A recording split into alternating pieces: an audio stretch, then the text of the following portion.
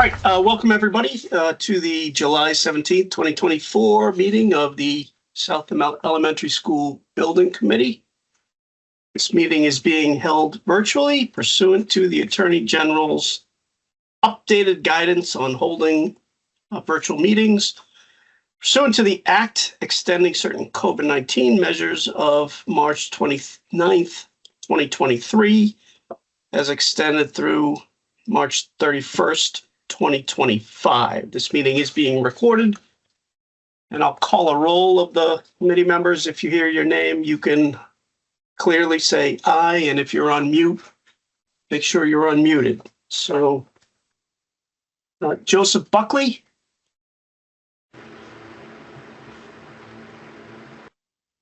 I don't hear Joe, but I'm sure Joe will be here. Stephen Cavey. I did see Steve. I'm here. Oh, I'd see him there. Fran Brutinitti. Aye. Diane Dolan. Jake Dorr. Sandra Gropey. I did see. Aye. Joyce Hussaini. Aye. Katie Monahan. Aye. Catherine Weiss. Aye. Joseph Baeta. Present. TJ Recupero, present. Melissa Lynch. Present. Eileen Sprague. Heidi Perkins. Present. And, well, Tom Coulter. Tom Coulter is a duplicate because Fran's sitting in for him. Great. So give me 1 second if you could.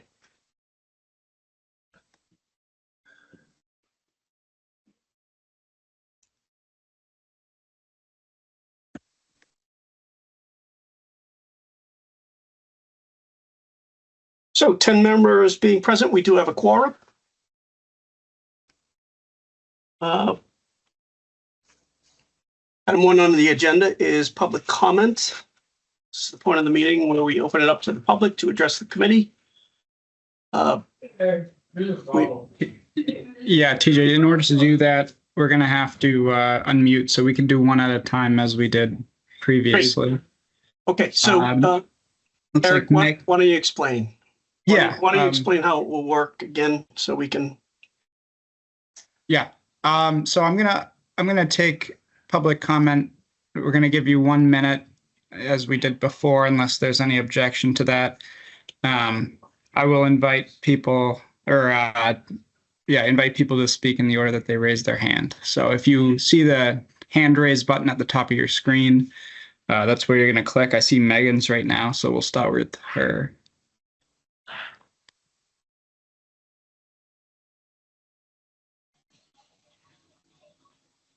I think you're unmuted, Megan. Can you guys got me? Yeah. Yep. Hey, thank you so much. I appreciate it. Something I just wanted to kind of bring to the attention of this group as you're thinking about next steps and what's going on. As I've been scouring the town for signatures and whatnot, it's been made like super clear to me that people outside of the South Elementary community don't have any idea how this project, failing, passing, either way, will impact them and the implications it has on the other elementary schools. As a South parent, I think about it constantly. Like after those storms yesterday, I'm thinking, okay, when does the roof blow off the South, right? And my kids get shuffled into a room somewhere someday on a dime. But I just think that that's got to be some part of this approach, whether it comes from school committee or this group or whatever needs to happen. We've got to, and I'm happy to speak to it once I know what it would really mean. But I've just been saying, we're looking at bigger class sizes. We're looking at closing this off. We're looking at, what's on this, that, and the other thing. But I think that we're at the point now that if we were going to move things forward, we got to be able to answer the questions and the complications that are going to come their way, and why this impacts not just South School elementary kids. So Thank you, Megan. Thank you, Megan.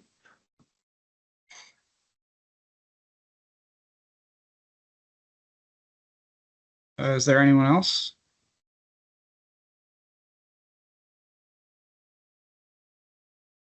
Melanie DiBiasio.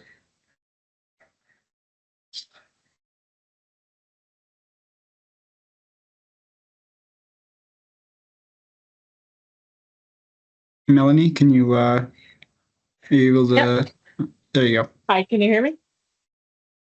Yep. Awesome.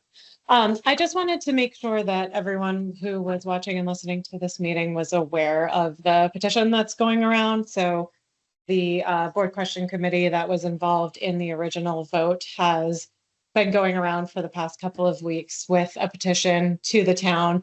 And while we've done quite a bit of work and gotten a good number of signatures thus far, we still have a long way to go. So I just wanted to say, kind of for public comment and for everyone, both on the committee and just watching and listening, that we would love any help and support to continue getting signatures, because ultimately the future of this project is going to be decided based on how much support we can show that we have from the community for this revote to happen. We still need to sell the town, we still need to sell the state, and really these signatures are critical. So I just wanted to kind of say that for the public, to make sure that anyone who's interested in helping and able to help even get a couple of signatures, to please reach out to anyone on the board question committee, which we're active on Facebook, and you can reach out to me personally if you don't have my contact info. Thank you, Melanie.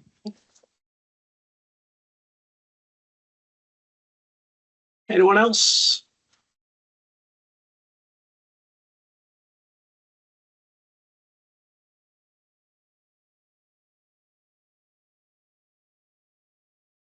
Don't see any. Don't see anybody. We'll say if you have any questions during the course of the meeting, you can type them in chat. I'll make a note of them. We can't address them during the meeting, but we can take them up and make sure that they make the public record next meeting. That being said, so moving on. Let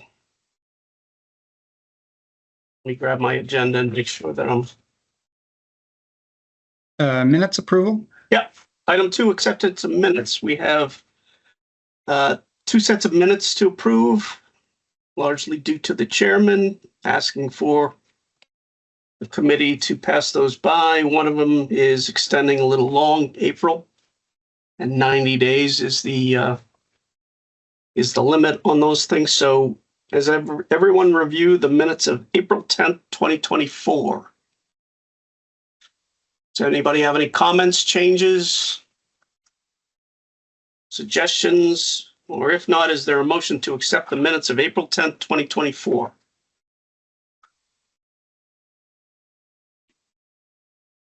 So moved. Sir, second. So moved. That was Melissa moving and Steve Cavey seconding. Any further discussion on those? All in favor? I'll read your name if you could. Wish I got rid of my roster all of a sudden. TJ, I'm happy to do that for you. Yeah, go ahead, Joe. I have it now, but go ahead. All right, on the vote of the minutes of the April 10th, Steve Cavey, Yes.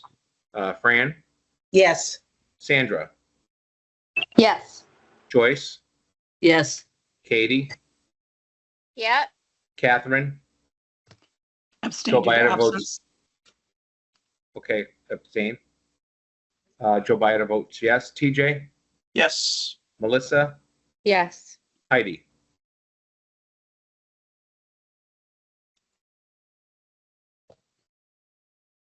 Last call, Heidi. Hey, you can put your thumbs up if Sorry about that.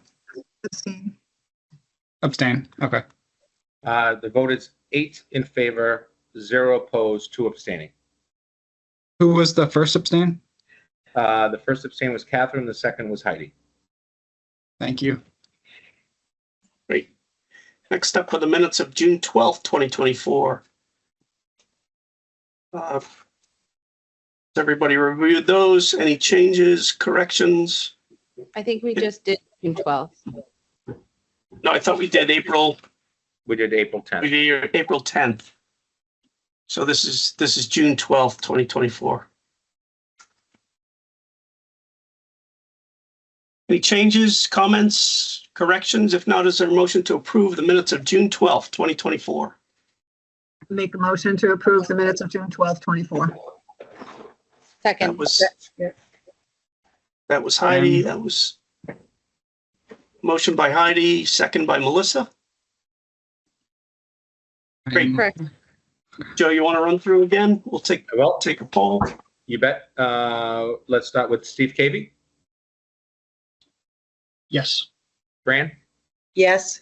Sandra, Yes. Joyce, Yes. Katie, Yes. Catherine. Yes. The superintendent votes yes. Joe Byetta, TJ, Yes. Melissa, Yes. Heidi. Yes. Mr. Chairman, the vote is 10-0-0. All right, next up, invoice approval, the June vendor invoice package. I have one, Eric, is that correct? That is correct. I have one from Vertex for $4,294.75. That was emailed out. Anything further on that, Eric or Tim? If not, any questions or comments from the committee? And that should bring us current, right? Yes. Okay. I only asked because I know we were behind for a little while on that, so. Great. Any questions, comments? Is there a motion to approve vendor invoice package number OPM 119-24 for $4,294.75? I make a motion to approve vendor packet 119-24 in the amount of $4,294.75. Great. Motion by Heidi Perkins. Is there a second? Second. Second by Steve Cavey. Joe, you're doing such a good job. Would you mind calling the roll on this one also? Left to do it. Steve, Yes. Fran, Yes. Sandra, Yes. Joyce, Yes. Katie, Yes. Catherine. Yes. Joe Byetta votes yes. TJ, Yes. Melissa, Yes. Heidi. Yes. Vote is 10-0-0, Mr. Chairman. Thank you, Dr. Baeta. Mr. Chairman, may I insert a question or a comment, I should say? Yes, please. I've asked Dennis to print out a copy of the invoice with and is there a signature sheet for it, Eric? I will send you one. That'd be great. He'll print it out and he'll get signatures of those people who are in the office. Anybody else, if you want to send it out to everybody who can sign it remotely and scan it back, would be great. Thank you. Joyce. Yeah, thank you for that. Didn't even think about that. But necessary, of course. So item 3 on the agenda, I think, is an update. Of course, I put my agenda on the back of the file again. All right, so an update on the July 12th MSBA call. There was a phone conference with the MSBA staff on July 12th. That was a very limited phone call. It was just, well, Tim, why don't I kick off to you and you can summarize the. Sure. So, as TJ mentioned, there was a phone call with the MSBA. They called us. They requested a call with the signatories to the letter. I think if you recall, we sent a letter a few weeks ago, a month ago. And so it was to follow up on that letter, and I'll kind of go through the highlights of that call and sort of the broader conclusions. So it started off with, after introductions, with TJ reviewing the current thinking on a new election date that has been talked about at Town Hall of April 1st, which would coincide with the local election. TJ mentioned the petition that's been circulated, and at that time there were several hundred signatures and appeared to be a lot of residents that are anxious to participate in the campaign.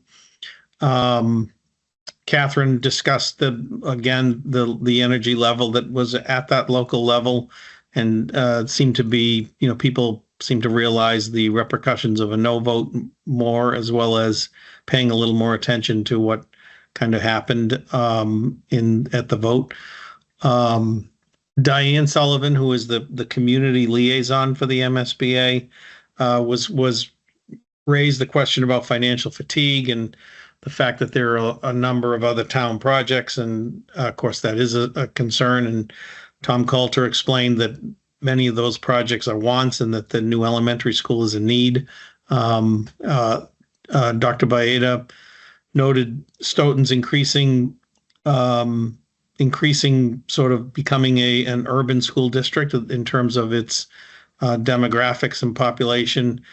And it is now part of which I probably get this wrong, but I'm sure Joe would correct me, the Urban School District Coalition, which I believe is Stoughton's the only town in that coalition. And he also obviously noted the impacts of the migrant surge, as well as just the population in Stoughton around English as a second language and new residents, and the need to get that community in particular very much more involved in the process. Mike McGurl, who is the Director of Capital Program Management at the MSBA, then brought up the topic about changes. And if you recall, we had contemplated some changes to the project, primarily around the secondary egress, and as well as the changes to the project delivery system from from construction management at risk to design bid build. And Mike began the discussion, and there'll be more about this from Mary, but that any changes really put us at risk in terms of being moved back in the line in the queue to feasibility.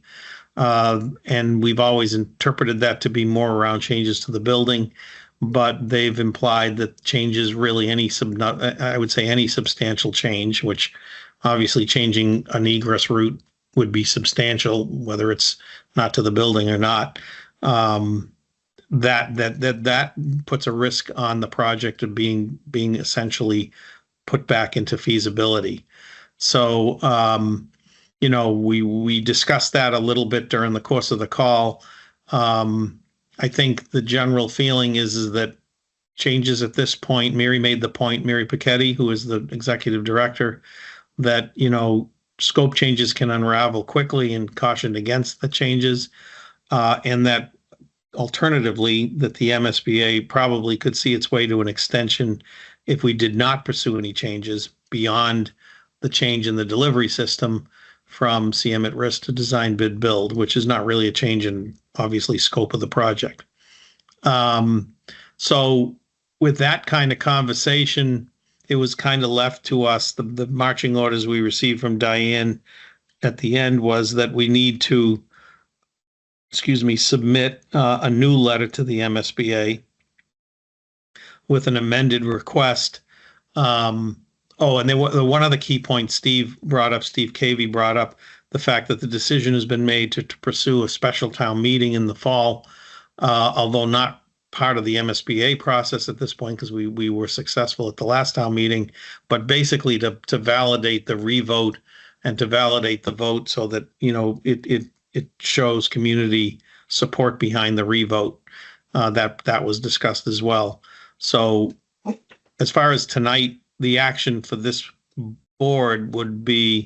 committee would be authorizing us to send a new letter to the MSBA to amend the request. The select board, as far as I know, has not taken this matter up still. So, we would basically still be couching it as a recommendation of the select board, but that we would be extending a request to extend the time frame of 120 days that we've talked about in the past, about between the board vote in April and when the town needs to approve it, to something quite more significant. That's something the building committee would need to request the MSBA to do. So that's really what the action would be from the board, from the committee here tonight, is authorizing us to prepare that letter and send it into the MSBA. And anyone, obviously, there were a number of us on that call. If anyone feels they want to add to that, please feel free. Thank you, Tim. I just want to note that Joe Buckley has entered now. I think he was waiting for a while also, so apologies, Joe. Back to Tim and the phone call with I see with MSBA. Steve has his hand up, TJ. Steve Cavey. Like, I don't mean to interrupt, but yeah, the significance of the petitions, the petition that's going around, that was what we brought up. That is what drives a special town meeting. In our charter, there's two significant numbers there. This is something I know TJ does well. But one is that a special town meeting, that if there is a special town meeting, if a petition gets 100 signatures, then the petition has to go on to that special town meeting. But there's a second condition where if a petition gets at least 200 signatures, that actually compels the select board to call a special town meeting, and we don't have a choice in that matter. So right now, I believe the petition that's going around has more than 200 signatures, and so that is when submitted and when those signatures are validated, it will show that that the select will be compelled to call a special town meeting. That's my understanding. For the MSBA, my impression was that those numbers are in the scope relatively small, but when they appreciated that the target was closer to 3,000 signatures, that had I think a very strong impact on their sense of where things were going and how this project might end up with the second election. And so I just wanted to share that in my own estimation, I think that was one of the more profound and effective elements of our request, is to hear that there was this very widespread support, and that there were people who were quite active developing the grassroots foundation for a new election. So I just wanted to make sure that was just to flesh that out a little bit. Thank you, Steve. Anyone else? I do have something to add, but I want to make sure everybody else speaks first. Joe, go ahead. Sorry. Thanks, Mr. Chairman. And Melissa, you're next. I just want to, I'm at the superintendent's conference this week, and I've been spending a lot of time with colleagues who have gone through the MSBA process and requested this, if you will, ask of the MSBA. It's not always successful, number one. But I have to tell you that I think what I heard at the meeting the other day, and I think I want the rest of the committee to hear, is that I heard a group of MSBA professionals that were willing to listen to our thoughts and then to a concrete letter of why we think it wasn't successful. And that, I can tell you, in my meetings this week and I've spoken to superintendents who have been successful in this process that we're trying now, and those that haven't. And they still have to, they meaning the folks we spoke to, still have to send if you will, a positive recommendation, and that the letter that we're sending them has the details and the specifics that are needed to get a positive vote of the board in I believe, August. So that's one part. I think the second part is the need for us to make sure that there's a clarity after this meeting today of what we're doing. There's a lot of what I would call misinformation out there right now about this project, and I think it's important for us to publicize. And TJ, I hate to use you as the goat here, but you are the GOAT, greatest of all time. And put out something in writing to the public about what our decision as a school building committee is in moving forward and what we're doing, so that we can squash some of the negative stuff that I'm seeing. Thank you, Mr. Chairman. Thanks, Melissa. I just wanted some clarity around who determined the 3,000 number, because I know at our last meeting as a whole group, we talked about asking the select board to relook at this and potentially the election. So I just want to bridge that gap from where we were a month ago to where we are today and kind of make sure we kind of fill in a little bit of that for myself and for others. Yeah, so Melissa, I'll start into that and then I'll kick off Steve, if you could take over afterwards. So we can't get involved as a committee in the political campaign portion of it. But from our last meeting, we wanted an extension and we wanted to provide an extension that gave us as a committee enough time to educate the public and the people who were supporting this project from a political campaign standpoint, enough time to do what they need to do also. Although, that's a track that we can't get involved in, but I can say that the MSBA and their history has been that for an extension, Carver is the best example I've seen. They asked actually the town of Carver to have a non-binding referendum on a ballot before they granted them an extension. So this is akin to that.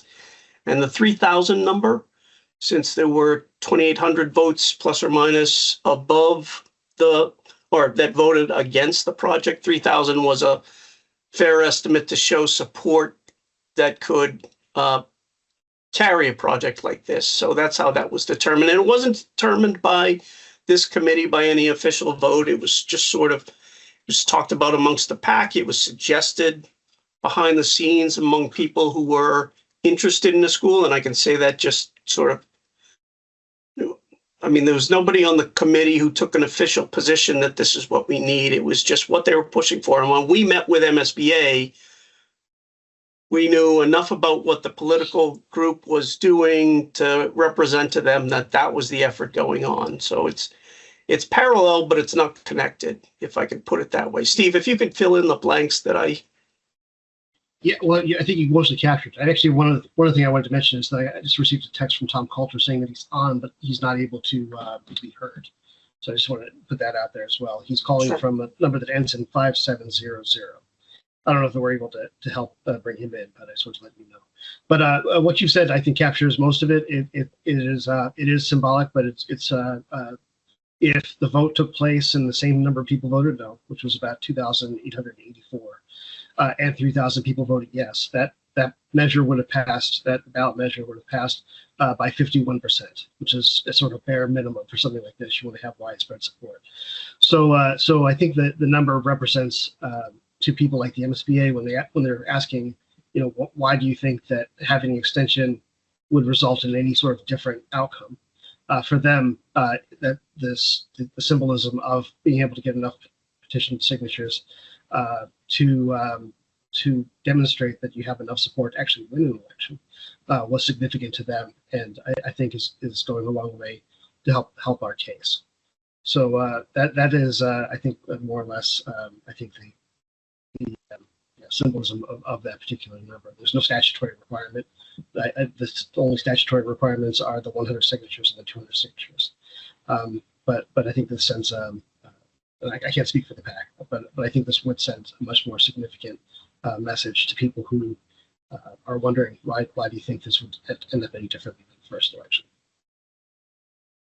Melissa, did you have more? I see your hand still up. Or you have further comments? Go ahead. Okay. No, I just needed clarity around if there was an actual. Well, I'm clear on it now, and I just wanted a bridge from where we were and where we are now. As far as this part of the topic. Thank you. Well, you make a good point, actually, because the last time we did meet, we did, as a committee, we authorized the project team to send a letter to MSBA saying we would request an extension. And I think we were requested through November, Tim, if I'm correct. And it was clear that, in sort of offline discussions of the working group that we weren't going to allow ourselves enough time, and through some just sort of investigation, it was possible that we could extend that further, but we didn't until that until that discussion with MSBA, we didn't know how possible it was. So it's brand new, that information that we could possibly extend out, even further. And that's the authorization Tim was talking about to extend through the April election date. Did I get that correctly, everyone? If I misstated that, please correct me. I don't want to give, but nothing has changed from a committee standpoint outside of just the discussion we've had offline on how, if the sense of this committee and the school committee, by the way, because they were all present at our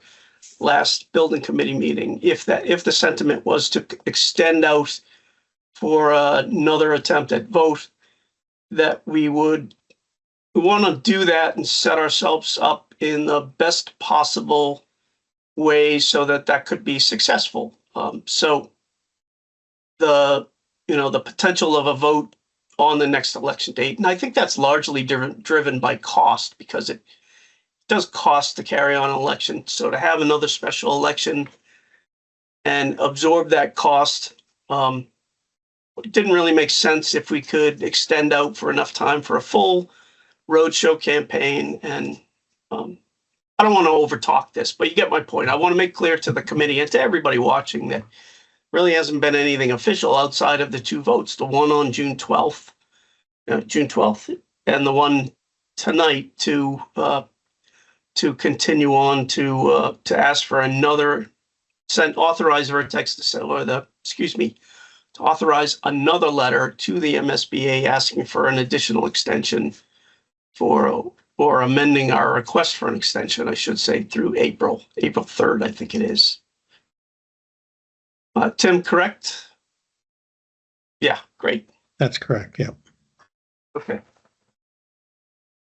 Sometimes I overtalk things, and sometimes I'll talk myself into a corner. So, Eric, is there a way to get Tom Coulter so that he isn't muted? Yeah, I was going to ask before. I didn't see the number that Steve mentioned. We have one cell calling in, and it's a number that ends in 6125. Would that happen to be Tom? Yeah. Okay. Yeah, my apologies. That is him. Oh, geez. I just removed him from the meeting by accident. Misclick. Could you please ask him to dial back in? Modern day gong show. Yeah, I'll reach out to him. Thank you. So while we wait for Tom to reconnect, does anybody else have anything further to say? TJ? Carl, please, yeah. Just to clarify, what the town would be asking for is an extension of time to maintain the vote that was taken by the MSBA board. So just to be clear, along with that is the grant amount that they approved is the maximum grant amount.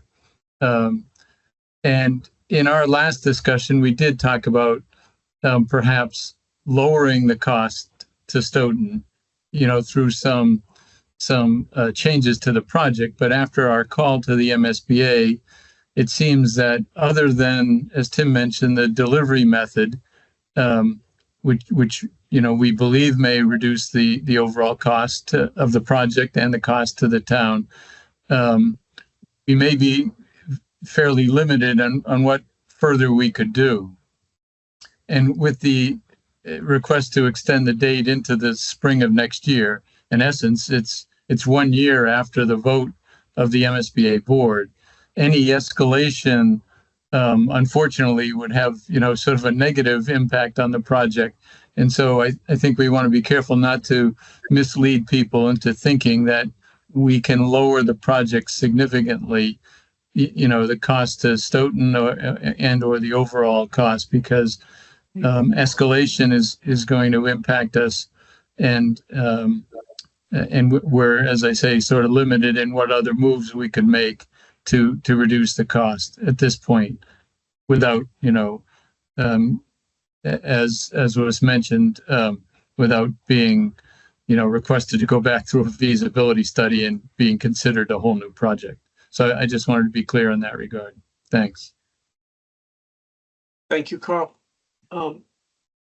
If nobody has anything else, Melissa, please, yeah, go ahead. So I mean, I have a couple of questions just that have been kind of mulling through my mind in general related to this project. So I know we talked to one of the MSBA individuals brought up, I believe it was Diane Sullivan, was mentioned financial fatigue. So it partnered into one of the questions that I had around the feasibility study and the hierarchy of needs within Stoughton. I know there's a couple of other projects coming through potentially for a special town meeting or town meeting coming up. So how are we, I know that's a little separate from this, but it is part of this because we're being asked pointedly from the MSBA about this. How are we addressing that, and how are we comfortable with knowing that, of course, this being a need, not a want, is what I understood earlier, which I completely concur. But how are we confident that we're all on board together to move forward to make this a true play? So I just kind of open that out to whoever who can answer, because I think that is very important.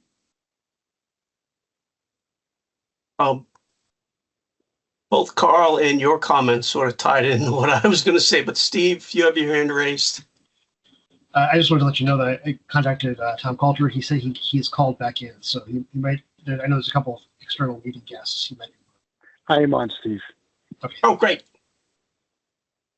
And if you don't mind, I just wanted to add one thing. I know one of the major things that kept coming up was the debt ceiling for the town and people's uncomfortableness with the debt ceiling. So I think that, again, with the financial fatigue comment from Diane Sullivan, and also just we were hearing and what we've talked about in the past, that all has to kind of be reined in together, and knowing what projects needs and wants need to be kind of looked at. So I'll open it up, I guess, to whoever can help synthesize all that.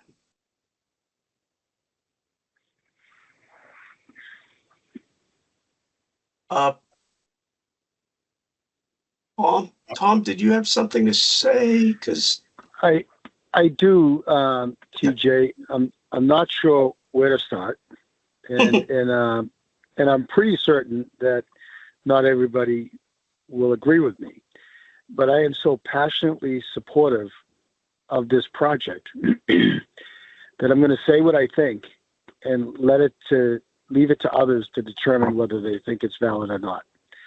The MSBA is in full support of this project. With the receipt of the letter that we are writing to them, they are going to extend us to the first week of April to our town election. There's no question about that. That's a done deal. We are also talking to the MSBA, and TJ and I and Steve are meeting tomorrow morning to talk about our strategy, about increasing the percentage of matching funds for the town of Stoughton. Our challenge is not the MSBA. From very high above in state government, well above Mary's pay grade, the MSBA is 100% on board with everything we're asking them to do. So let's not waste a lot of time focusing on the MSBA. They're all in. They're being told they're all in. We need to focus on our target market, which are the voters of Stoughton. Now, I've competed in and won 7 elections overwhelmingly. That's not a boastful comment. It's a comment that I know how to win. And that sounds arrogant, and forgive me if I'm sounding that way, but I know how to win. And the way we win is identifying the top 12 issues, which I wrote an email on, that caused us to lose the last campaign.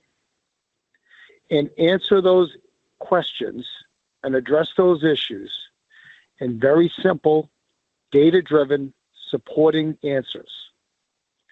And then asking our PAC to circulate that information across our town.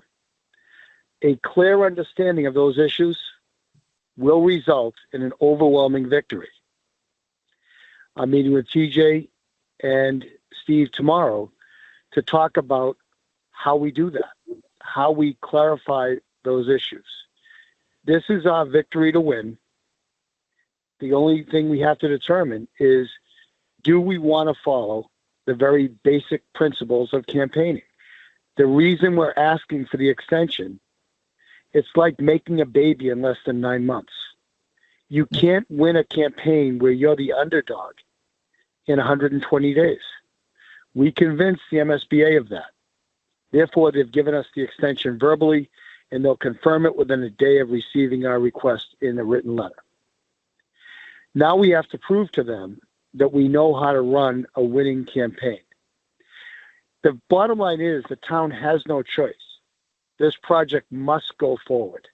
Every data point that I've studied proves that it must go forward. We just need to communicate that information in a very understandable format to all of our citizens, both in the area surrounding the South School and in the areas furthest away from the South School. I just want to congratulate the building committee. What you've done in getting this project to this point is extraordinary. The next step is about running a very effective campaign. It's ours to lose. I think this is a great project. It's great for Stoughton. I couldn't be more proud to be involved with it.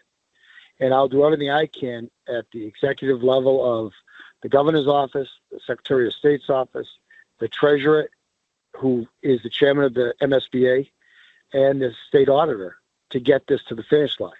But we just have to do our part in running a campaign which is based upon very clear, data-driven, easy to understand answers to the most common asked questions raised by the anti-South School Project group. Thank you, Mr. Chairman, for the time. Thank you, Mr. Coulter.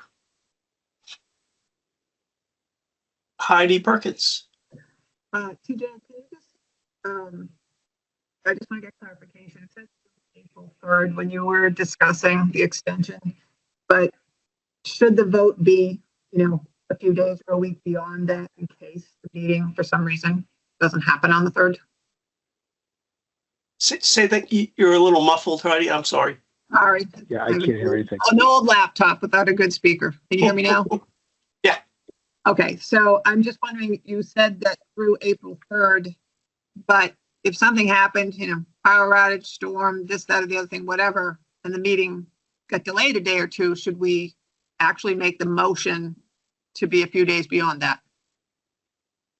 That's a fair point. Actually, the April date is the election date, the town election date, first Tuesday in April, which I think is April 3rd. Everybody's now reaching for their mouse and looking at the calendar. We just want to It's April TJ, 1st, actually. One way to think about it is that the board of directors vote of the MSBA was near the end of April in 2024. Maybe we should ask for 360 days. That, it's a nice round number. It's 3 times 120 days, which was their original limit. Right. And that would take us, to something like April 20th or so of 2025. What I'd like to emphasize is getting to the town of Stoughton election day took the governor's direct involvement. I don't think we should stretch that any further. We either have to have a campaign that achieves success on election day 2024 Stoughton town elections, or this is over. Just word the motion that through the April election date and not. I'm sorry, I can't hear you. So the motion through the election date be held in April 2025. Heidi, I didn't get it either, Heidi. Oh, sorry. Any better? Still not.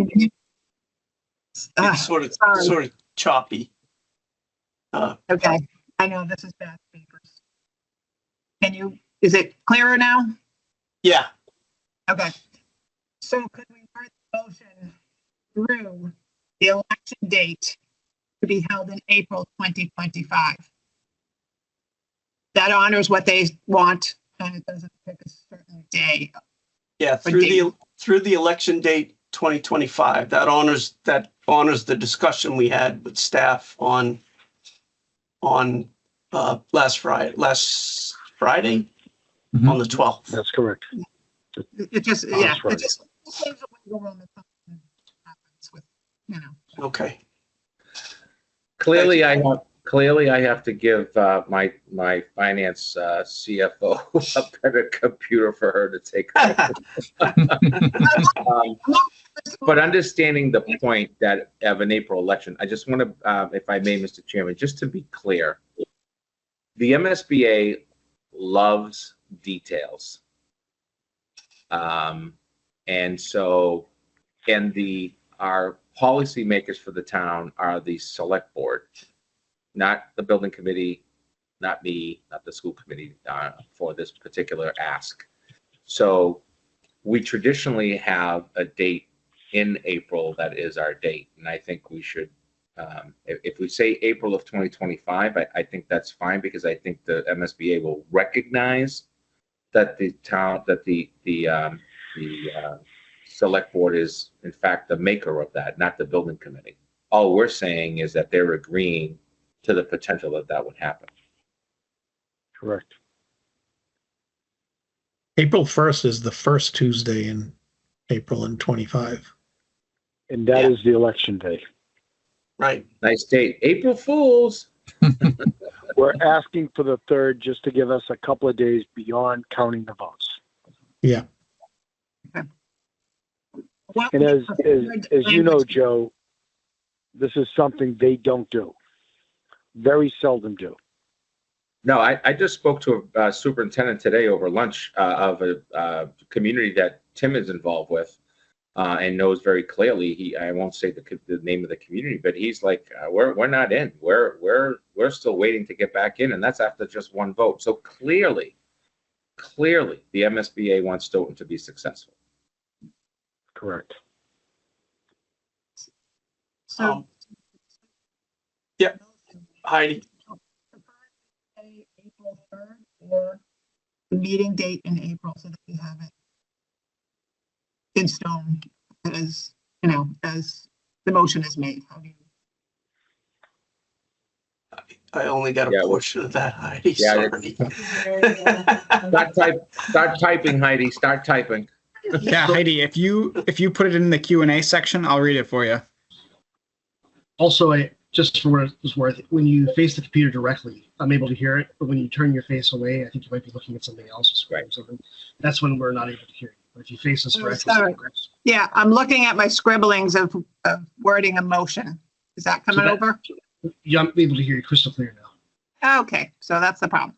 So to make the motion is the preferred language to state specifically April 3rd or the vote in April of 25, just so that our motion. We need a specific date, because we need to request a certain date for the extension, a certain amount of days. So April 3rd, I think, is the date. And we can figure out the math of what that means when we ask for it. Great. Anybody else like to it? Melissa, did you have something? Yeah, I just have one other comment that kind of has a two-part here. So, I'm cautiously, I'm energized but cautiously optimistic with all of these things in play as we move forward. I think I just want to also understand, and I don't know if it falls on this building committee, it could be school committee, could be others, because of timing and other things that need to also be in play in tandem in the event that something happens between now and then with the school, or something, let's just say a no vote doesn't happen, which I don't even want to put out there. Again, are there articles already being drafted to go into a special or go in for fall if we needed to enact those, or go in for the spring? I just don't want us losing time in the event that we would need that type of activity, because I know that a lot of the parents and families are really nervous about where we stand right now. So, and the other part coupled with that is reassurance on when are we talking about, if that does happen, potentially redistricting, having dates, time, something around those conversations. And again, I think it could be multiple groups, but knowing and publicizing when that is coming will be really helpful to be very clear with everyone, so it's not a guessing game or people don't know how it's going to impact them in the event that it does happen, because as we've talked about in prior meetings, it could. We don't know. But I would hate to be saying we're waiting for something when we could have already been enacting and planning purposefully for those contingencies. TJ, can I jump in here? Yeah, please. I just wanted to say that the school committee has a meeting next Tuesday to discuss moving forward as if this project is a no, including talking redistricting, including the South School down, pricing out modulars, pricing out increased transportation, discussing the educational impacts. So we will be working on that. There's been some discussion behind the scenes, but the public discussion of that begins next Tuesday. That's great. I think getting information out to the public and engaging the public in those forums as well is going to be imperative to also getting the word and information out to people. Mr. Chairman, Yeah, Mr. Coulter. I think what Catherine just said is of critical importance, and I don't know who asked the question, but it's very insightful. I think one of the 12 questions I posed to the building committee is what is the redistricting plan if this fails?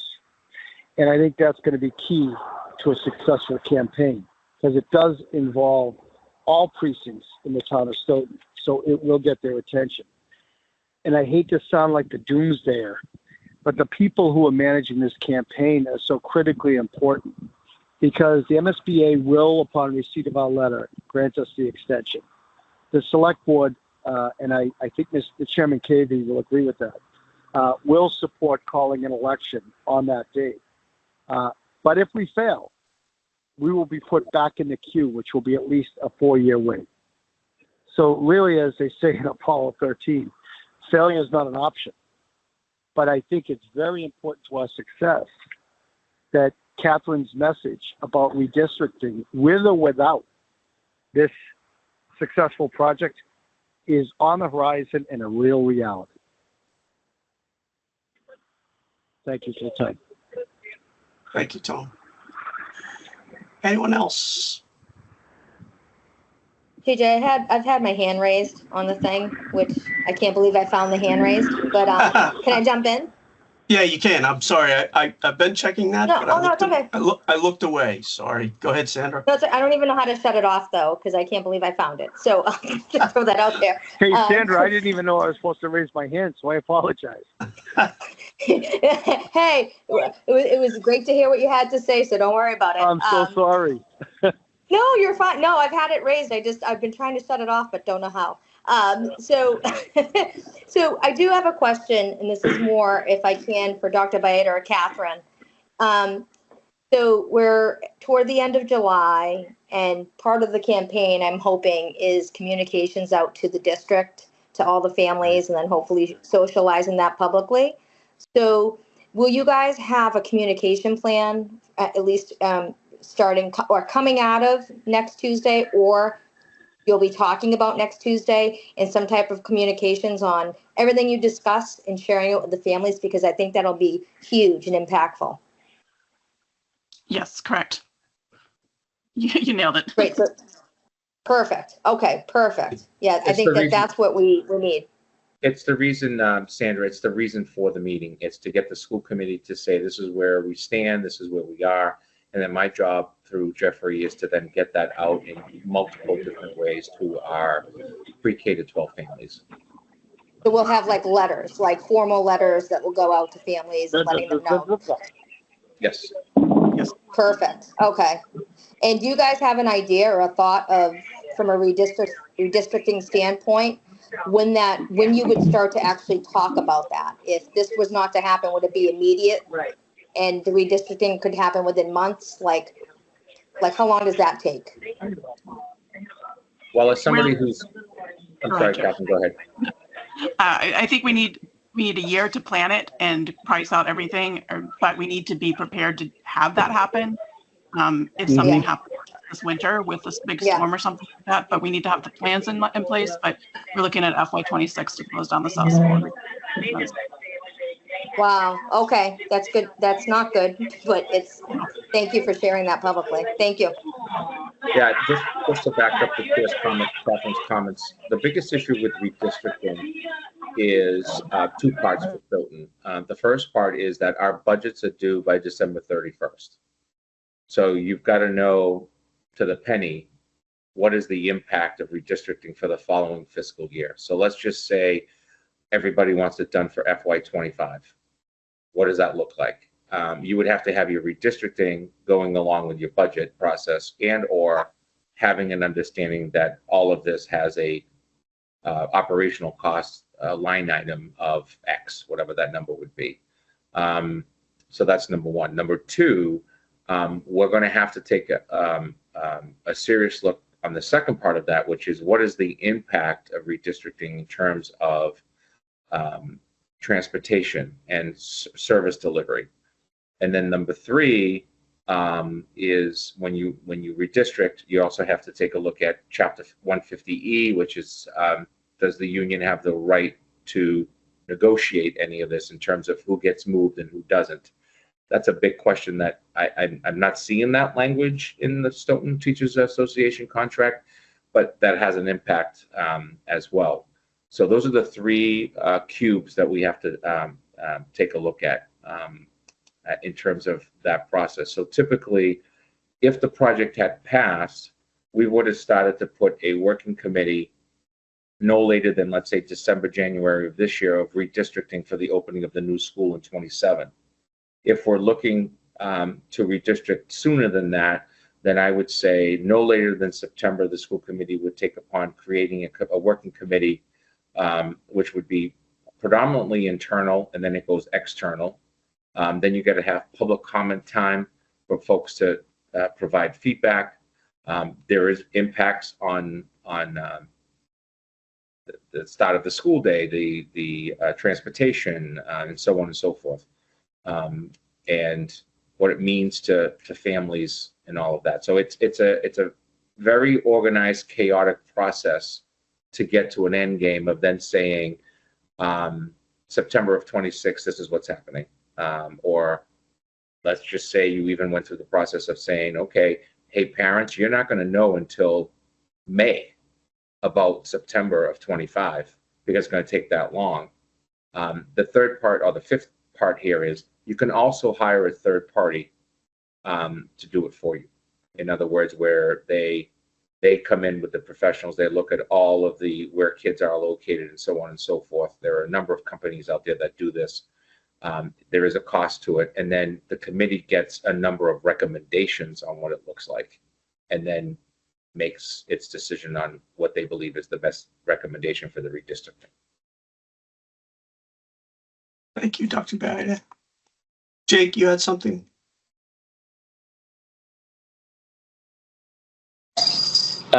Yeah.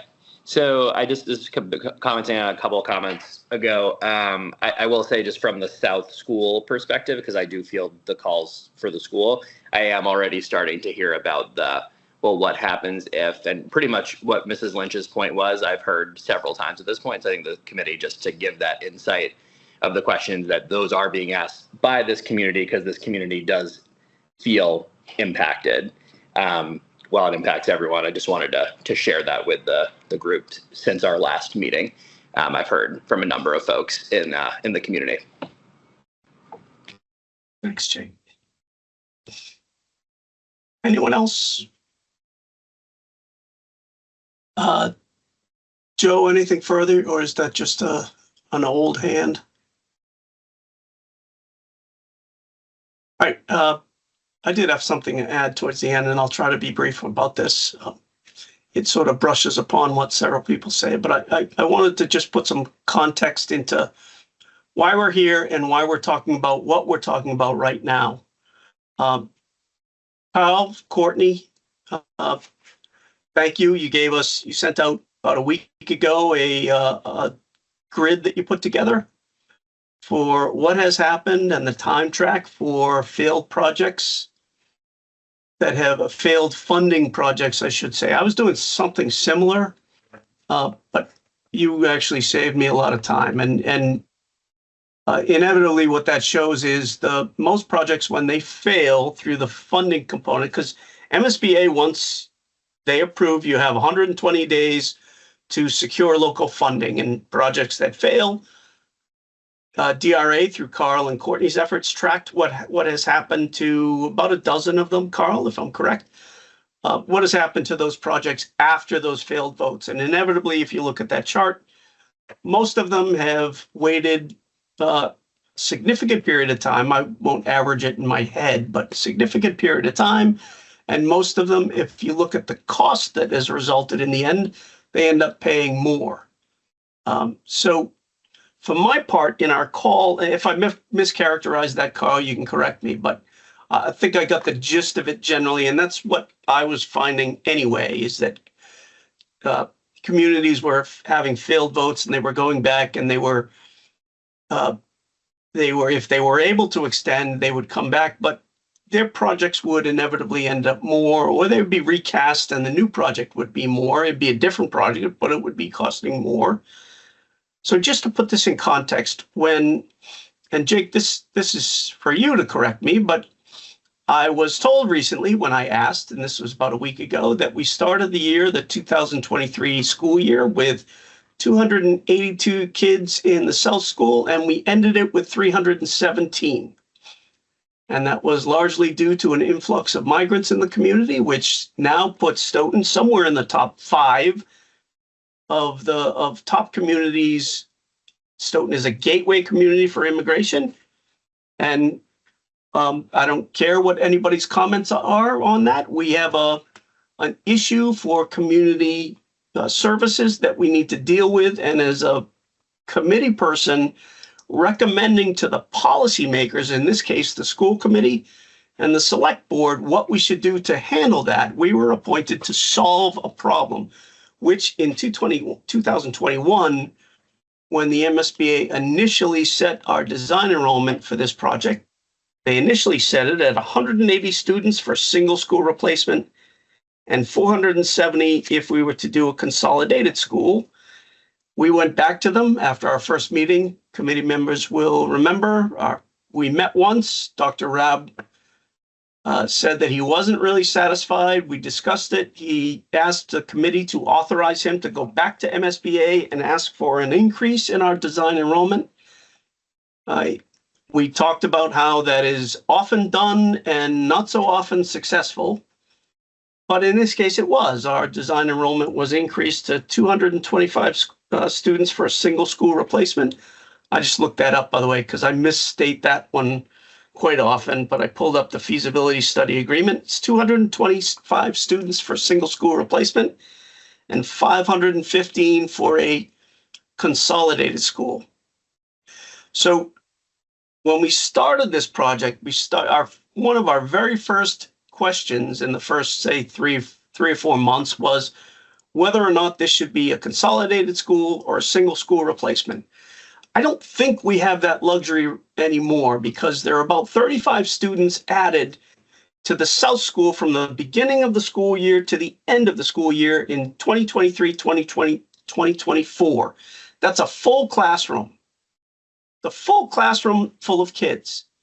And that affects everybody district-wide. So the redistricting that we were talking about initially, and we spoke of, not me, but the school policymakers, Dr. Baeta, Dr. Rabb before him, of course, Catherine, and Sandra and Katie before her, when they talked about how redistricting was inevitable, now it's really inevitable. It's necessary, because those kids are going to impact every school across. That's just the South School, those 35 students. So I look at this, when we talk about going for a second vote, it's because circumstances have significantly changed over the last 3 years, since we first met in November 2021. We wouldn't be following through with our charge as a building committee to solving a problem if we just said we would withdraw our statement of interest, go back into the queue, and go back into a line with everyone else for the 5, 6, however many years it would take to get back up.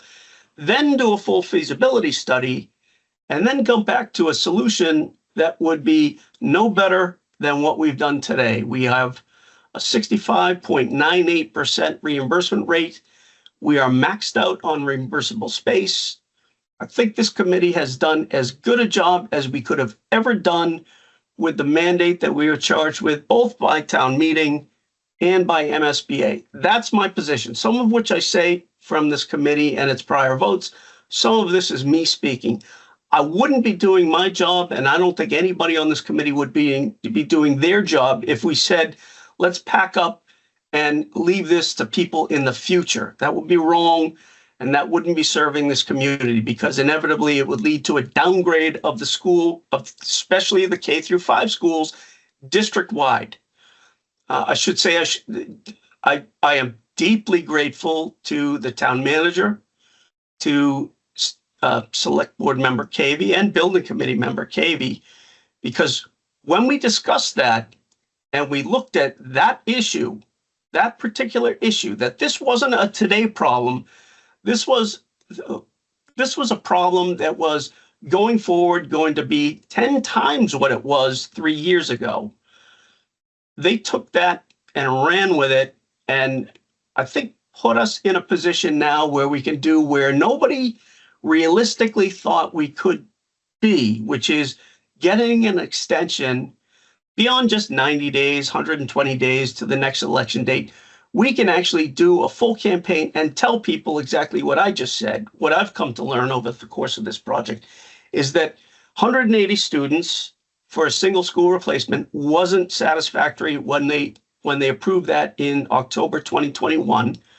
225 students for a single school replacement wasn't satisfactory when they approved that, I think, in April 2022. And neither of those are acceptable now, because a single school replacement of the South School is obsolete the day it's opened. And the same pressure that we have on the schools K through 5 across the district today, we will have when the new school opens. That's a waste of town resources, and I won't be a part of that. And I hope everybody in the building committee would agree with me, but that's one of the things that where I speak for just myself. So, I'm grateful for those who appreciated those efforts. And I should add in here, I'm grateful to our project team. DRA and Tim Bonfatti both bid on a project through a vote and did everything they could through that vote to put a project. When we go in front, this is sort of, I'm talking out of school here and I probably shouldn't, but MSBA has a facilities subcommittee where you meet with them and they look at your project and they offer recommendations, they offer criticisms. And I've never been prouder of the work that this town has done when we've gone before the facility subcommittee on a Zoom call much like this. And we have districts bringing their projects forward before ours, and they look at other districts, and I hear extraordinarily critical comments on very discrete aspects of projects. And then they look at ours, and I heard nothing but praise. I've never been prouder, twice in a row. Nothing but praise. And I couldn't be prouder of our project team. Matter of fact, I wrote them all an email twice after each of those meetings, because that was Stoughton at its finest in a public setting in front of the MSBA and the community. So I should say, entirely off the record, that I think when they say they'll allow us to go forward, I suspect part of that is because they've seen this project. They've seen the plans, they drilled down into them, and they know that this is a really cool project. And it solves a really profound problem that I'm not willing to pack up shop and give up on. My email it's online, but if it's not, anybody disagrees with that, please, I'll fill in blanks, and I'd be willing to debate anybody publicly on why this is the right project for the community. So what we're discussing tonight, extending through next April, through the town election, is because the problem that we were charged with to solve at the beginning is now 10 times what it was when we were charged with it. And we can't give up right now, because I don't think it serves the community, and certainly doesn't serve the children of Stoughton. That's it. That's my preaching. But I heard a lot of that from several different people in the community. I apologize, and I didn't make any notes if I duplicated what anybody else said, but I think I built up a lather while I was hearing some of the discussion. So I'll throw it out to anyone else who wants to add anything else. Dr. Bayed, I see your hand up. Thank you, Mr. Chairman. So two things. Earlier today, and I know that you're meeting, I provided Tom some most recent data information on projects of urban districts, since we are now recognized as an urban district. And there were 3 in the last 2.5 years that stand out: Revere, New Bedford, and Holyoke. And in all 3 of those, the minimum percentage provided was 47% and the maximum was 58.5%. That's a swing of between $6 million less to the taxpayers in Stoughton and as much as $19 million less to the taxpayers. We've got to do 2 parts here. Number one, authorize, in my opinion, and this is my opinion, authorize you as the chair working with Tim at Vertex to send a letter as soon as possible requesting this extension as previously discussed. And I think we should formally take that as a motion and a vote tonight. Number 2, that the work that the 3 of you guys are doing, Steve, TJ, Tom, that there needs to be some reconsideration or recalculation by MSBA. I don't think it's going to go anywhere, but the fact of the matter is our growth in the last 3 fiscal years of our EL population and an increased enrollment does not align with the formula for reimbursement that was provided to the town of Stoughton 2 years ago. In other words, when you look at things such as poverty and the ability to pay, if you will, which is part of the formula, and I'll defer to Tim and Carl on this, but the fact of the matter is our changes are significant. In 2021, we had just around 300 EL students. We have more than double that in traditional enrollment. And so that you all know, for this fall, 39 kindergarten students from the migrant population will be added to our district. We will be at 133 students alone from the shelters. Now, added to that, the enrollment that's taking place in Stoughton Public Schools right now, every day in the enrollment office, is incredible. You wouldn't believe the numbers that we're seeing. And we became an urban district, according to DESE, for 3 reasons: increased enrollment, increase enrollment in terms of our EL and minority population, and then the churn. In other words, the turnover, populations of kids who come in, populations of kids who leave, and it's on the positive side. In other words, we're not losing students, we're gaining students. Those are the 3 reasons why I was at the training on Monday at the superintendent's conference and spent the entire day with mostly cities. Milford is our closest ally in terms of type of community. Everything else is a large city with 6,000, 10,000, 11,000, 15,000 kids. And our formula that's been provided to us has changed so much in the last 18 months that I also think that should be part of at least a discussion with MSBA. Thank you for your time. Thank you, Dr. Baeta. Anyone else want to speak? Jake, I see you nodding, but I don't want to call on you if you don't have anything to say, but Joe Buckley. Yeah, hey, TJ, I wasn't involved with the meetings with the MSBA on the enrollment when that was established. Was this migration issue brought up or discussed at that meeting?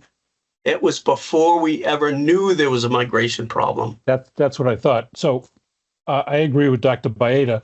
I think this is a great opportunity, and that's a very good reason for the MSBA to reconsider the enrollment issue, because they very rarely do reconsider it, but when they do, it has to be because something has changed substantially.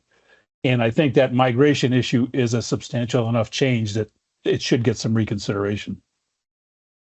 Joe, I can say that was one of the things that that we all did. The town manager highlighted in his behind the scenes discussions. And it's actually something that he's been working on statewide. Yep. With the governor's office and with his, but yeah, I mean, I couldn't agree more. But So, it takes a formal request to the MSBA, and it will require another board vote if it does change. So it's not that's a ball that's often difficult being kept in the air. So now is the time maybe to start some discussions about the intentions of the committee, wanting to reconsider enrollment. Could I? Tim, please, yeah, I was going to ask you. Well, I mean, I think reconsidering enrollment puts us back into feasibility. If they did reconsider enrollment, that's all. I would just, Yes, that would. You're right. It does put us back into feasibility, but if depending upon how substantive the building changes are, that period of time could be minimalized. They've done it before. There is precedent. So yeah, I mean, maybe it's possible, but I think we would have to think about that. Would require another discussion with the MSBA and yes, indeed, town leadership and yep, how that would impact it. We do have in the design already. There is a plan for an addition. It was intended as a future addition.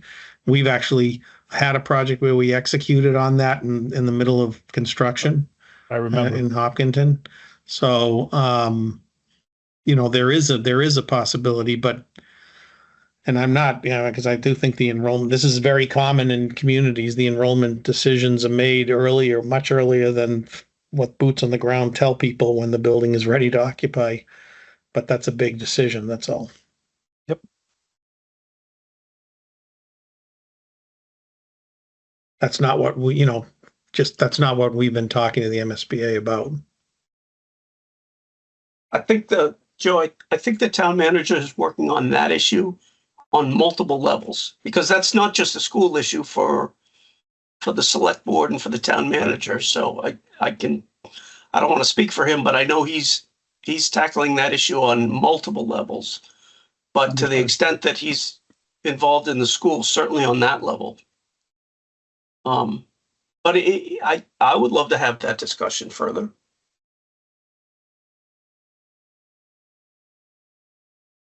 Anyone else from the committee? Heidi? All right.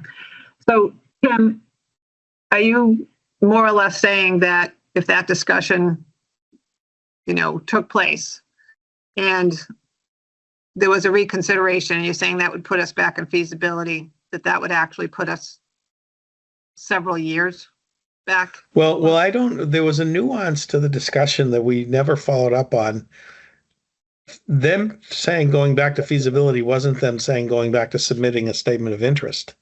And I don't know if there was a distinction there. I don't know if there was a distinction there, but during the call, they kept referring to going back to feasibility. That implies you wouldn't go back to a statement of interest. You'd be starting from where we started a year ago or whatever, a year and a half. So, we just didn't, we've kind of left that meeting with we're not going to propose any changes because we don't want to run, that delay.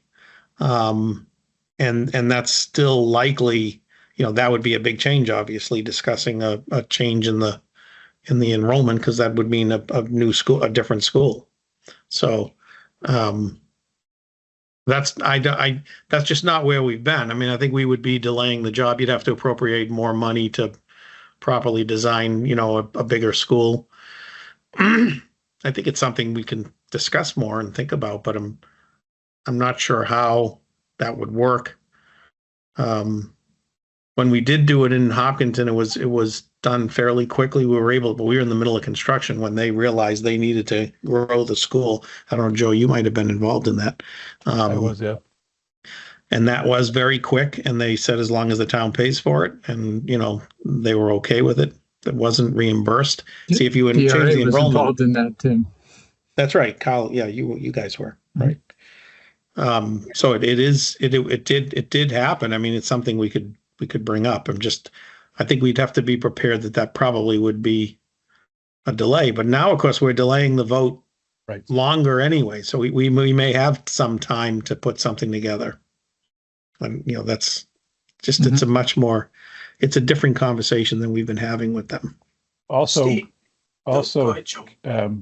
a larger population means a larger construction cost too. So, Right. Yeah. that was one of the issues that we lost in the first place. Steve first, then Joe. Yeah, so I'm just one vote here. If someone wants to put this to a vote, then we certainly can do that. But the idea of first of all, I'm not sure what we currently stand with regard to the financials of running a feasibility study would be, but that requires us to go to a special town meeting to appropriate additional funds for it, and then also have go through that feasibility study, push out the election further, and where we've just heard from a lot of people that they think the project should be smaller, we return with a project that's larger. There's many aspects of this I find sort of ill-advised. I feel like if we proceed with the way we're going, and this is just my personal view, then we certainly have an opportunity here. But if we make this larger and drawn out and more expensive on multiple levels, I think we really are not doing the town any favors. But I'll leave that to the wisdom of the group. Joe. Yeah, so my suggestion is not necessarily to increase enrollment. My suggestion is the rate. The rate of calculation is if I remember correctly, it's a three-pronged process that they utilize for how to get you to your percentage. Our current percentage is approximately 41%. The demographic changes, increased enrollment, increase in poverty that have happened, which I believe poverty is one of the three categories. I could be wrong, but I'm pretty sure I'm right. That has increased so drastically in the last 2.5 years since the original calculation. And so what I'm suggesting is, and MSBA has had some more flexibility around that topic with other communities, number one. Number two, they need to recognize this, regardless of what people think. We've just been recognized as an urban district. We are changing. We are 54% minority majority district for the first time after 3 years of doing that, which started in 2021. That's when we went over that 50% threshold. So MSBA does recognize these enrollment shifts and all this stuff. I don't think that needs to be to the building. I'm suggesting, because I agree with Steve, I don't think we can say here's another $10 million for 10 more seats. And I'm exaggerating. What I'm suggesting is going to them, A, asking for the extension, and B, then coming in and saying, what we see is such a drastic change that's taking place in our student population that we would like for you to consider a redrafting of that calculation. 41% for a community like Stoughton is, in my opinion, is incredibly low.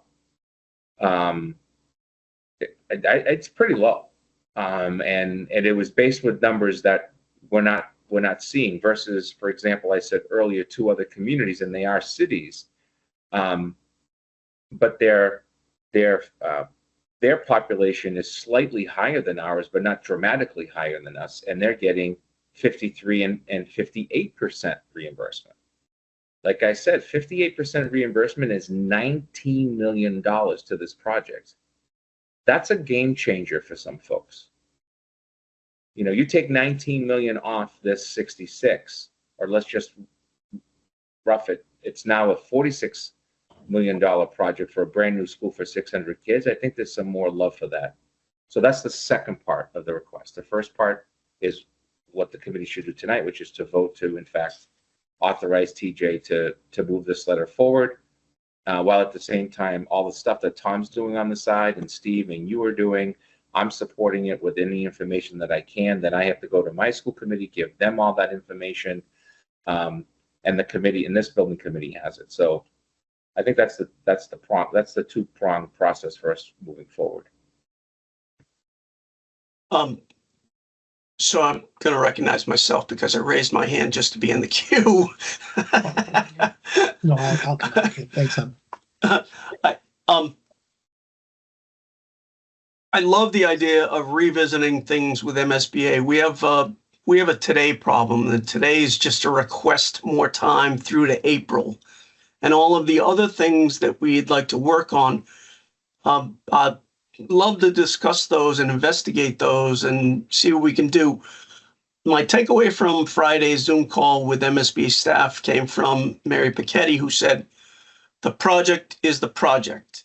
I wrote that as a note.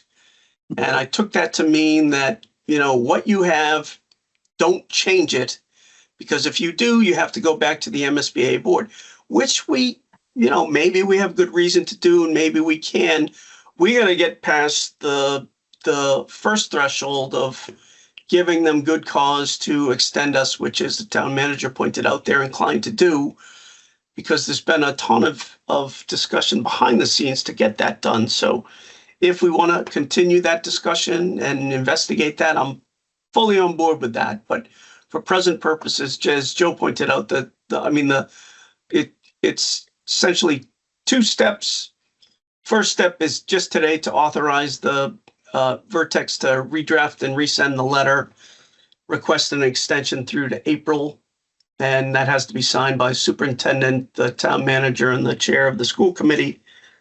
And the second step we can discuss in the coming months. And but I mean, keeping in mind, of course, the marching orders from MSBA is this is the project, and we have to give them some pretty significant. My take. Someone else who was in on that call can disagree. We'd have to give them some pretty significant cause to bring it back before the MSBA board of directors for a vote amending anything. And I'm willing to investigate that. Anything that will save the town money and contribute more for MSBA, I'm on board. But just for today's purposes, we need to vote to authorize the extension. So I believe this is at town meeting, what we call move the question. Yeah, Joe, one final, Joe's had his hand up for a little while. I don't want to cut Joe off. So Yeah, I just wanted to the point that Dr. Baeta made about re-examining the reimbursement rate. That might not be possible. That reimbursement rate is not driven by the MSBA. It's actually written in statute, and the data that is used to calculate that comes from the Department of Revenue. So the biggest thing that the MSBA has control over are the bonus points, if you will, like the green school and a few of the other things. The three poverty factors are driven by statute. So changing those is a much more difficult task. And I don't know that the MSBA has the authority to do that. So some of that is also, if I could just add before Joe's going to move the question and make the motion. Some of that, for example, and fill in the blanks if I miss anything, Tim or Kyle, but we could take out, for example, the geothermal heat source, but we also wouldn't get those credits, which, for our purposes, we gain nothing by taking those, couple $1 million off by removing that, because we get that back in credits. So, all of these wonderful things by changing the program, we can, the project we can, but some things we gain nothing with. Mm-hmm. So anyway, Dr. Baeta, you had a motion? Yes, Mr. Chairman, the motion would be to authorize Vertex to complete the task of forwarding to the MSBA a formal request to extend the project through April of 2025. Second, That was Melissa? Was that Sandra you? Gropey. Sandra. Well, I don't see your face on the screen, Sandra, so that's the problem. I don't know how to turn that on. Motion made and seconded. Any further discussion? Please feel free. It's a pretty robust discussion. So, oh, there you are. Oh, it is on. Great. Why don't I call the roll on this because it's your motion, Joe? You bet. Joe Buckley, Aye. Stephen Cavey, Yes. Diane Dolan, Jake Dorr. Jake, I know, is here. I'll come back to Jake. Sandra Gropey, Yes. Joyce Husseini, Aye. Katie Monahan, Aye. Catherine Weiss, Aye. Dr. Baeta, Aye. TJ Recupero votes aye, Melissa Lynch, Aye. Eileen Sprague, Heidi Perkins, and Fran Brutinetti. The town manager is here and I sit in for him, so if he wants to voice his vote, He's that would not be here great. anymore. Oh, he's not? Then I will speak for him. Yes. Great. And Jake? I think we Jake's lost still- Jake. I Did we think lose Jake's Jake? not here anymore either, TJ. We had a pretty good vote on that, so we can scold Jake in his off time. All right, great. So that's a vote. I'll draft that letter tomorrow and get it out to you, TJ. Super. Thank you, Tim. Item 5, any new business? Mr. Chairman, Joe Baeta. Yeah, please. I just wanted to, Joyce Husseini is now retired, but she's willing to continue to participate when she can. But formally, Dennis Rigo is the new Director of Facilities for Stoughton Public Schools. And we don't have to do it tonight, but in a future meeting or tonight, we need to formally make that change. I know that there's some other discussions taking place about the committee stuff, but just wanted to make sure that at some point we discuss that. Thank you. Great. Thank you, Joe. Anything else for new business?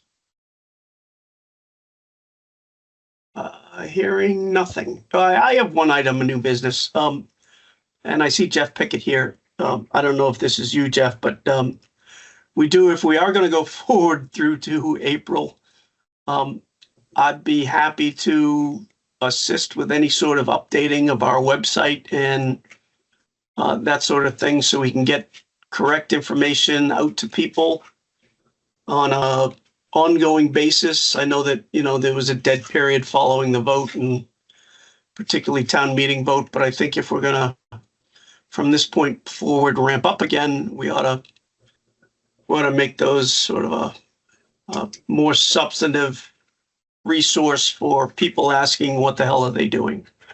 So I'd be happy to engage in that too if you need any help, Jeff. So TJ, I am on the meeting and thank you. I right now on the website basically have a couple of paragraphs that just are telling everybody where we're at right now, but I would appreciate some direction from the committee or even discuss in a upcoming working group meeting what to do with the rest of the materials on the page. For instance, do we keep the tax calculator up? Do we hide that for right now? Do we, the different plans and the pictures, what do we do with those sorts of documents? The timeline for the project, that's obviously going to be changing. So I would like to start to remove images and documents that are going to be out of date. But Sure. again, I don't want to do that unilaterally. I want to be able to do that, discussion. Jeff, I can say for my own part, if there's a way to keep those attached to the website but archived, because I go to the website every now and then and I look up something like, I think a feasibility study agreement. I don't know if that's one of the documents, some old document that we did that was, 2 years ago. I'll go back and dive into the archives, and sometimes it takes a while to scroll down, but there's a way to archive those and keep those at least accessible somehow, but not active. That'd be great to do, I think, or maybe there's another way to handle it. I defer to you, by the way, because I'm just a just a duffer when it comes to internet websites. So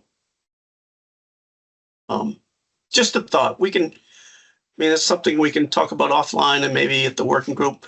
And just as a corollary to that too, we need to address, and if the committee has no objection offline, just to begin some discussion with our project team, DRA and Vertex, because if we are going to go to April, their contracts, of course, were for a period of time and for a defined scope of work that now we're exceeding. And I don't necessarily know that we'll be drawing upon them very much, but we will need some sort of support. And I don't think it's fair of us to just ignore that as a topic. So unless there's any objection, I can engage in that discussion offline and we can discuss that at our next meeting. Hearing nothing. Any other new business? Is there a motion to adjourn? So moved. Great. Motion by Steve Cavey, seconded by Melissa Lynch. So let me call down the roll. Joe Buckley. Aye. Fran Brutnitti. Aye. Steve Cavey. Yes. Jake Dorr is not here anymore. Sandra Gropey. Aye. Joyce Husseini. Aye. Katie Monahan. Aye. Catherine Weiss. Aye. Dr. Baeta. Aye. TJ Recupero. Aye. Melissa Lynch. Aye. Heidi Perkins. Aye. And that's it. Unanimous vote. Thank you all for attending tonight. Everybody who attended as a guest. And keep an eye out. We'll give an announcement for our next meeting next month. Thank you all. Aye. Thank you.